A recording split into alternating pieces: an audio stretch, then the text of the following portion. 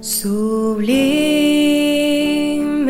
gracia del Señor, que a un infeliz salvó. Sublime gracia, mas el Dios de toda gracia que nos llamó a su gloria eterna en Jesucristo, después que hayáis padecido un poco de tiempo, Él mismo os perfeccione, afirme, fortalezca y establezca. A Él sea la gloria y el imperio por los siglos de los siglos. Amén. Gracia me enseñó a temer. Sublime Gracia es un programa que presenta breves reflexiones fundamentadas en la palabra de Dios. Es un deseo y necesidad de mi propio corazón de conocer más profundamente a este nuestro Dios de toda gracia que nos llamó a su gloria eterna en Jesucristo. Todas las semanas, en Luz a las Naciones, canal cristiano de comunicación, puedes seguir este programa y recorrer juntos el largo pero certero sendero de la palabra de Dios. Dios me salvó y mis cadenas ya Él rompió. Sublime gracia, porque de su plenitud tomamos todos y gracia sobre gracia. Perdón, sublime gracia, inmenso amor. Es un placer para mí saludar a los oyentes de Radio Luz a las Naciones en nuestra programación semanal de estudio bíblico titulada Gracia Sublime, programa desde el cual compartimos con nuestros oyentes breves reflexiones, pensamientos fundamentados en la palabra de Dios, que siempre procuran o tienen como cometido el bendecir la vida de aquellos que nos escuchan, y por supuesto siempre siendo nosotros mismos también bendecidos por la propia comprensión de la verdad y la gran responsabilidad y privilegio de poder contar o compartir a otros hechos bíblicos acerca de Jesucristo. Estamos ocupando en este último tiempo de este programa un espacio dedicado a hablar un poco acerca del Espíritu Santo. Lo estamos viendo de una forma en el contexto, digamos, de toda la Escritura, que no estamos haciendo, digamos, un estudio expositivo, sistemático, porque, no es un programa que se preste a ello. Por lo tanto, como el programa en sí lo que busca es una reflexión en el periodo de los 20 o 25 minutos donde estamos compartiendo con ustedes, siempre busca cerrar lo que transmite en cada programa. Pero lo estamos haciendo inspirados, enfocados y tratando de llevar un poquito de orden en lo que estamos diciendo, pero a la vez comprendiendo el carácter y la naturaleza de este programa. Radio Luz a las Naciones yo tengo la gracia de poder participar en otros programas que sí son, digamos, estudios expositivos y sistemáticos de diferentes libros de la Escritura. Estamos viendo la importancia del Espíritu Santo, estamos viendo que la gran revelación del Antiguo Testamento es Dios, es la gran revelación del Antiguo Testamento y de toda la Biblia, la autorrevelación de Dios. Esto siempre lo tenemos que tener presente.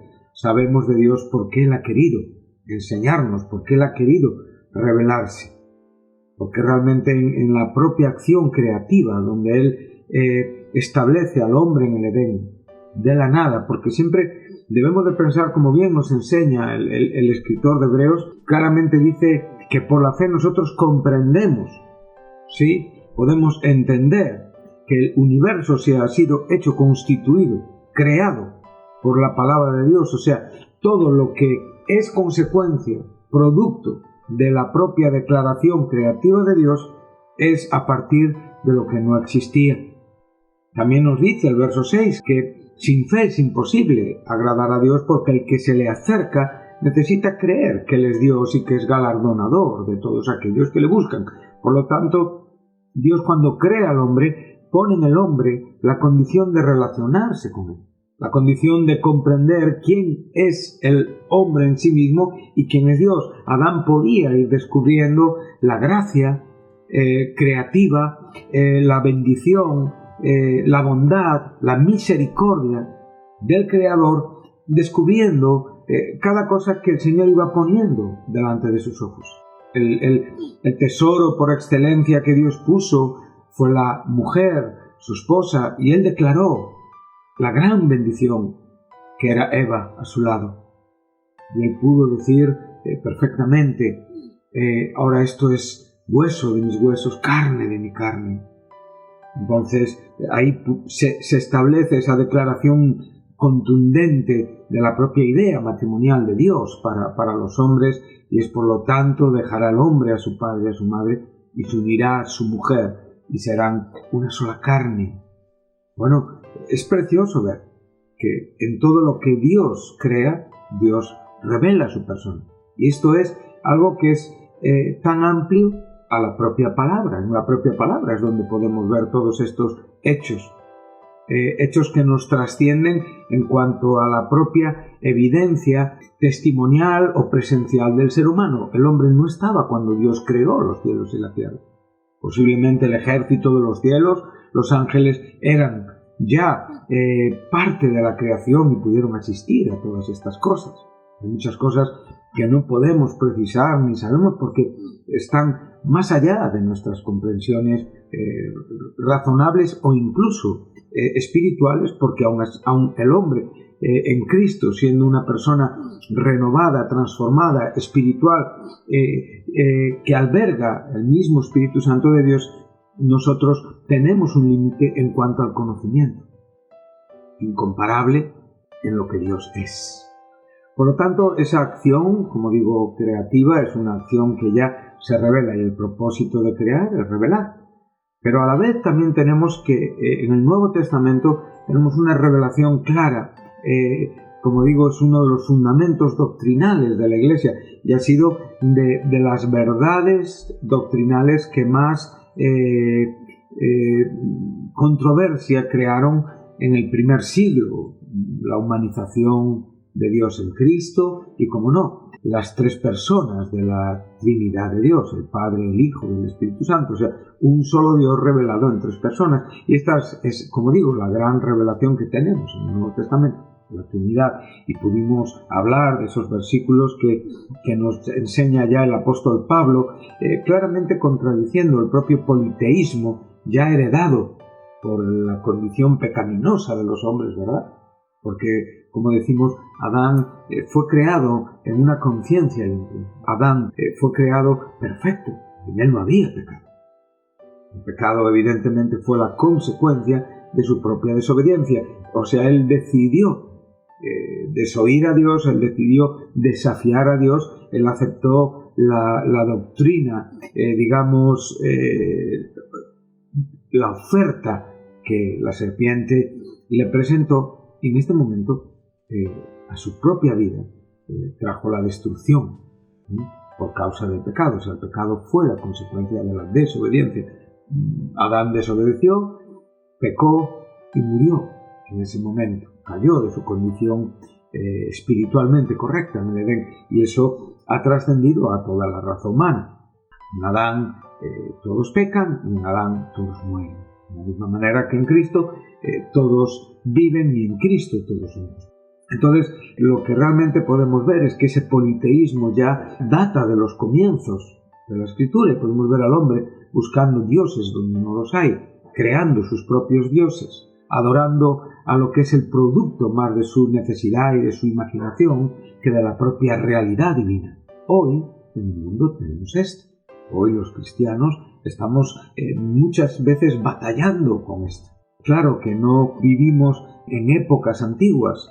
Nuestras culturas son están muy modernizadas. Los tiempos donde nosotros vivimos están muy lejos de los tiempos bíblicos, aún de los más recientes bíblicamente hablando. Estamos hablando que hay casi 2 milenios entre nosotros y el fin del canon neotestamentario. Por lo tanto, estamos hablando, si en los últimos 40 años el mundo cambió tanto, imagínate en 2000 años. Por lo tanto, ese politeísmo lo podemos ver en el aspecto religioso, todo el asunto de imágenes, todo el asunto de que se veneran, que se adoran, ya sea la Virgen, los santos, bueno, y toda esa ristra de personas y personajes extraídos de la propia mentira y hoy adorados como auténticos comediadores a la misma altura que Cristo Jesús. Bueno, esto lo podemos ver en la religión y esto lo tenemos presente en nuestra historia desde muchos siglos atrás.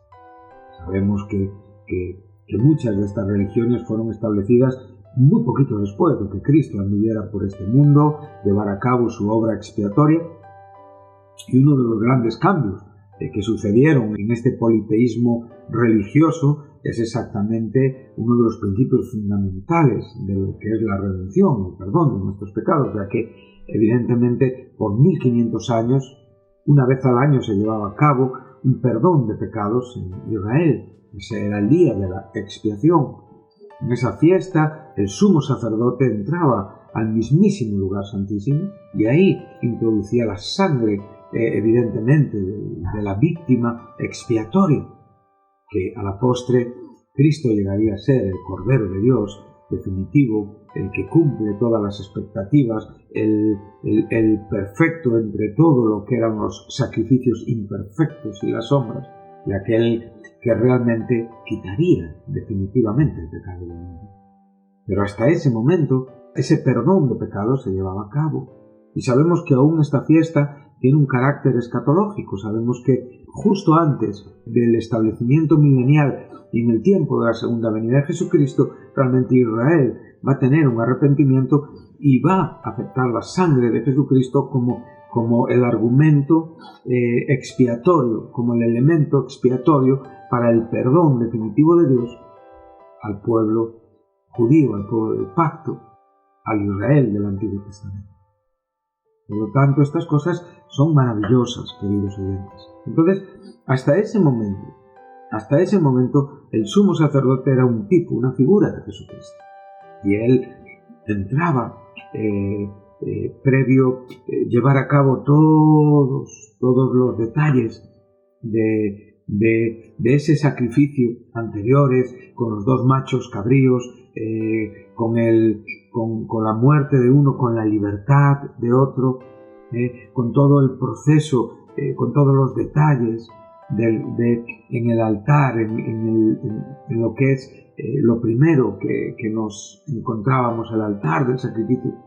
Y ahí era donde ya se llevaba a cabo, esa sangre era ahí también derramada, ese cuerpo era presentado y después en este asunto era llevado y quemado fuera del campamento, no como en el sacrificio del holocausto, pero no es momento ahora para explicar todas estas cosas. Bueno, todo esto es representativo, es un tipo. Cristo es el antitipo perfecto de todo lo que aquí ocurre. Pero a lo que íbamos, cuando Jesucristo viene a este mundo, Él es el sumo sacerdote y a la vez también es el Cordero, es el sacrificio. Él lleva a cabo su obra en la cruz del Calvario y Él resucita y se sienta a la diestra de la majestad de las alturas. Y en ese sentarse a la diestra de la majestad de las alturas nos dice el escritor de Hebreos que Él introdujo su sangre no en el santuario terrenal, sino en el santuario celestial. Hay religiones por ahí que nos hablan que esto sucedió en el año 1800. Bueno, no es verdad. Esto sucedió cuando Cristo murió en Jerusalén. Esto sucedió cuando Cristo resucitó al tercer día. Esto sucedió cuando fue ascendido, realmente glorificado y sentado a la diestra del Dios Padre. Y a partir de este momento, Él es nuestro sumo sacerdote en el lugar santísimo. Por lo tanto, Él es el que medió llevando a cabo un sacrificio consumado y perfecto en la cruz del Calvario. Él, como dice el escritor de Hebreos, nos enseña en el verso, en el capítulo 10, de su libro, en el verso 14, porque con una sola ofrenda, dice, perfectos para siempre a los santificados. Por lo tanto, vemos que aquí no tenemos duda. Podemos estudiar un poquito el verbo santificado en griego y hay algunas traducciones que nos dicen para todos aquellos que están siendo santificados, pero nosotros sabemos perfectamente que ese sacrificio fue único, que no se ha repetido y que la obra que él llevó a cabo delante del Padre es la obra definitiva y suficiente para la mediación entre Dios y los hombres en cuanto al asunto de la reconciliación. Por lo tanto, estamos hablando de la revelación de Dios en el Nuevo Testamento y estamos hablando de la realidad politeísta que el hombre trae en su corazón, ¿sí?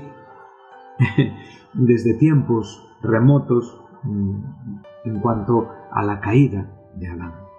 Bueno, lo que estamos viendo entonces aquí es que el ser humano que es santificado en la obra de Cristo no solamente es declarado una nueva criatura, sino en su propia experiencia está siendo santificado diariamente. Por lo tanto, este verbo es un presente que nos habla de un hecho que realmente sucedió y concluyó en ese momento, y a la vez nos habla de un verbo que nos está hablando de un hecho que es un presente continuo, o sea, un hecho en el tiempo y que hoy sigue siendo una constante acción verbal en la propia experiencia santificadora en nuestros corazones. Cristo fue una sola ofrenda, llevó a cabo un solo sacrificio y delante de Dios estableció perfectamente el cumplimiento de todos los tipos y sombras veterotestamentarias. Entonces, ese lugar santísimo está en el cielo. Él ha sido exaltado. Como bien nos enseña Hebreos, capítulo 7, dice acerca de este sumo sacerdote, dice, por lo cual puede también salvar perpetuamente, esta es una palabra para siempre, a los que por él se acercan a Dios, viviendo siempre para interceder por ellos, porque tal sumo sacerdote nos convenía santo, inocente, sin mancha, apartado de los pecadores y hecho más sublime en los cielos. Esto tiene que ver con la resurrección, con la exaltación. Y aquí en un momento estamos viendo en el verso 26 la humanidad, la divinidad de Cristo, la condición de la preencarnación, la condición en la humanización y la condición después de su resurrección aquí en esta tierra, hecho más sublime que los cielos mismos. O sea, Cristo, que es el creador de los cielos, cuando Él resucitó y como nos enseña, purificó en cierta manera estos cielos con su presencia, con su llegada, con esa gloria que tenía antes de que todo fuese con el Padre, con la gloria que el Padre le otorgó después de su muerte, como Él ora en Getsemaní, en el capítulo 17 de Juan, ahora glorifícame con la gloria que tuve contigo antes del mundo fuese, qué maravilla. Entonces podemos pensar por un momento en lo sublime de este Salvador. El politeísmo ha hecho que el hombre sea un mediador de sí mismo ante Dios. O sea, el hombre ha hecho de sí mismo un Dios. Se ha idolatrado. Hay mucha gente que dice, no, yo realmente es suficiente mi vida buena, sin ningún mediador, para ser aceptado por Dios. Dios no puede condenarme, no puede exigirme nada porque yo, delante de Él, soy santo y justo. El otro día sabía de la historia de una persona de una fuerte doctrina humanista. Muchas veces me tocó y tenemos una cierta amistad.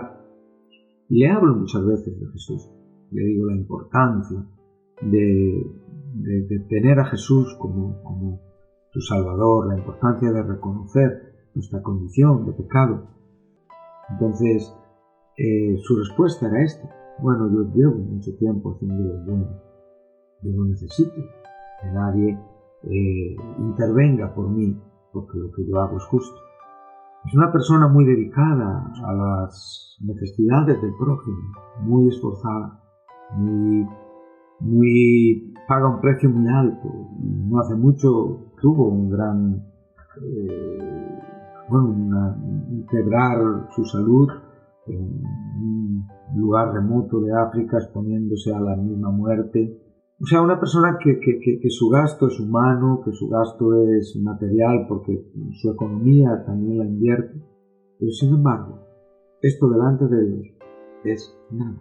Porque en el fondo, el ser humano está poniéndose como justo, idolatrando su propia vida.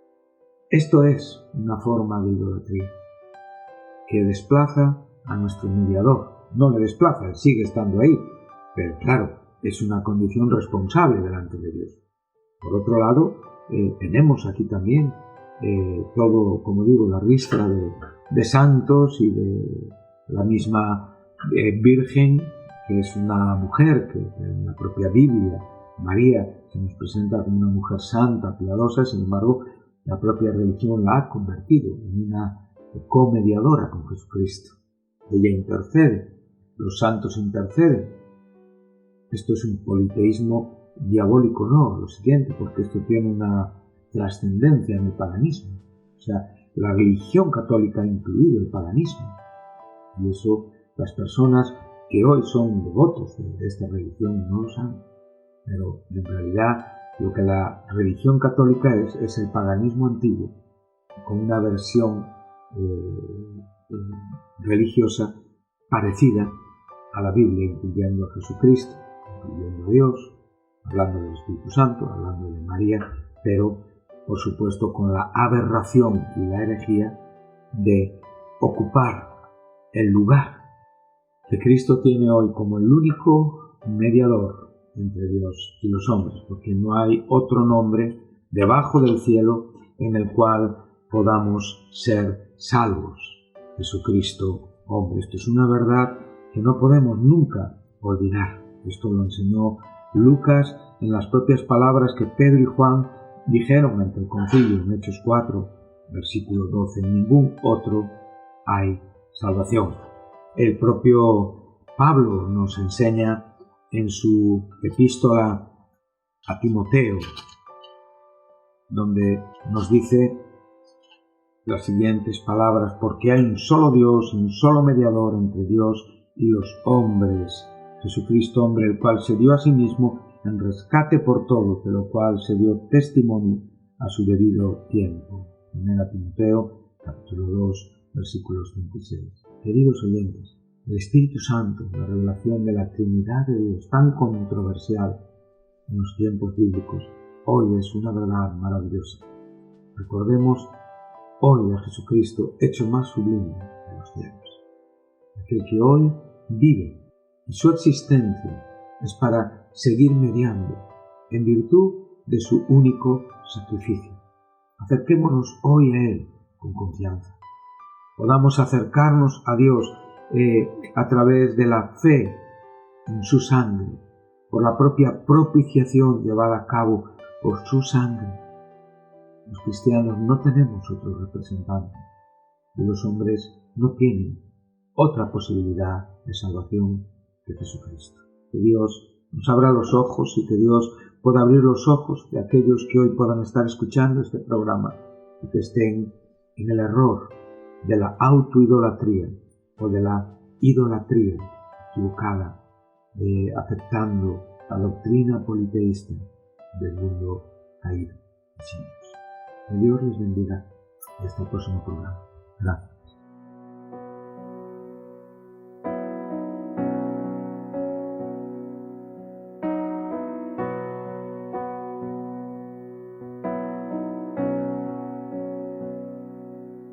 Sublime gracia del Señor, que un infeliz salvó